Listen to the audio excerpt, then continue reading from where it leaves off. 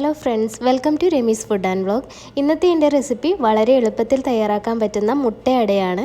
Oil fry ഒന്നും ഇല്ലാതെ തന്നെ ഇഫ്താറിനൊക്കെ കഴിക്കാൻ പറ്റിയ ഒരു ഹെൽത്തി റെസിപ്പി കൂടിയാണിത്.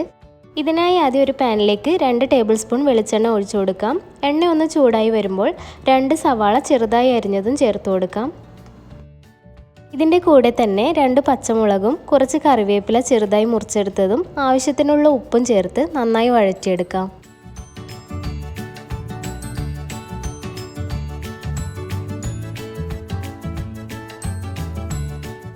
സവാള ചെറുതായി വഴന്നു വരുന്ന സമയത്ത് 1 ടേബിൾ സ്പൂൺ ഇഞ്ചി വെളുത്തുള്ളി പേസ്റ്റ് കൂടെ ചേർത്ത് വഴറ്റിയെടുക്കാം. ഇനി ഇതിലേക്ക് ചെറുതായി മുറിച്ചെടുത്ത തക്കാളി കൂടെ ചേർത്ത് വഴറ്റിയെടുക്കാം. ഞാനിവിടെ ഒരു വലിയ തക്കാളിയുടെ പകുതിയാണ് ചേർത്തിട്ടുള്ളത്. ഇപ്പോൾ എല്ലാം നന്നായി വഴന്നു വന്നിട്ടുണ്ട്. ഇനി ഇതിലേക്ക് 1/2 ടീസ്പൂൺ കാശ്മീരി മുളക് പൊടി, 1/2 ടീസ്പൂൺ ഗരം മസാല, 1/2 ടീസ്പൂൺ കുരുമുളക് പൊടി ഇതെല്ലാം ചേർത്ത് പച്ചമണം മാറുന്നവരെ ഒന്ന് വഴറ്റിയെടുക്കാം.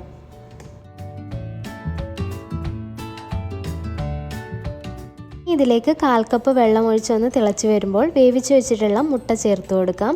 2 മുട്ടയാണ് ഞാനിവിടെ എടുത്തിട്ടുള്ളത്. ഇത് ചെറിയ കഷ്ണങ്ങളാക്കിയിട്ട് വേണം ചേർത്ത് കൊടുക്കാൻ. ഇനി ഈ മുട്ടയിൽ മസാല ഒന്ന് കവർ ചെയ്ത ശേഷം 2 മിനിറ്റ് ലോ ഫ്ലെയിമിൽ കുക്ക് ചെയ്തെടുക്കാം. ഇപ്പോൾ മസാല റെഡി ആയിട്ടുണ്ട്. ഇനി ഇത് മാറ്റി വെക്കാം. ഇനി അട തയ്യാറാക്കാൻ വേണ്ടി ഒരു പാനിലേക്ക് 1/2 കപ്പ് വെള്ളം ചേർത്ത് കൊടുക്കാം. ഞാൻ 1 കപ്പ് അരിപ്പൊടിയാണ് ചേർക്കുന്നത്.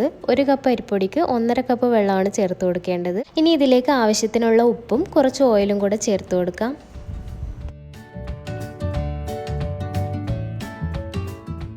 വെള്ളം ചെറുതായി ഒന്ന് ചൂടായി വരുമ്പോൾ ഫ്ലെയിം ഓഫ് ചെയ്ത ശേഷം 1 കപ്പ് അരിപ്പൊടി ചേർത്ത് കൊടുക്കാം. റോസ്റ്റ് ചെയ്തെടുത്തിട്ടുള്ള പത്തിരിപ്പൊടിയാണ് ഞാൻ എടുത്തിട്ടുള്ളത്.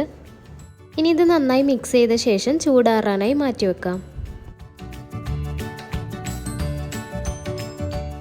ഇപ്പോൾ മാവിൻ്റെ ചൂടൊക്കെ മാറിയിട്ടുണ്ട്. ഇനി ഇത് നന്നായി കുഴച്ചെടുത്ത ശേഷം വാഴയില ഇതുപോലെ മുറിച്ചെടുത്ത് മാവ് വെച്ച് കൊടുത്ത് പരത്തിയെടുക്കാം. കൈ ഇടക്കൊന്ന് വെള്ളത്തിൽ മുക്കിയെടുത്ത ശേഷം നൈസായിട്ട് പരത്തിയെടുക്കാം. ഇനി കുറച്ച് ഫില്ലിംഗ് വെച്ച് കൊടുത്ത ശേഷം ഇതുപോലെ അടച്ചു വെച്ച് സൈഡ് ഒന്ന് പ്രസ് ചെയ്ത് കൊടുക്കാം.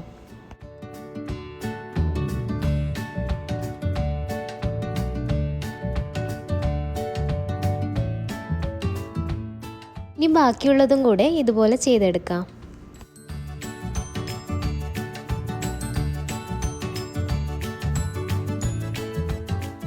ഇനി ഇത് നമുക്ക് ഇഡ്ഡലി പാത്രത്തിലിട്ട ശേഷം ഹൈ ഫ്ലെയിമിൽ 15 മിനിറ്റ് വെച്ച് വേവിച്ചെടുക്കാം. ബാക്കിയുള്ള മാവ് ഞാൻ കൊഴുക്കട്ട പോലെ ആക്കിയിട്ട് സെയിം ഫില്ലിംഗ് തന്നെ വെച്ച് കൊടുത്തതാണ്. അപ്പോൾ നമ്മുടെ ഈസി ആയിട്ടുള്ള മുട്ടയുടെ റെഡി ആയിട്ടുണ്ട്. എല്ലാവരും ട്രൈ ചെയ്ത് നോക്കുമെന്ന് വിശ്വസിക്കുന്നു.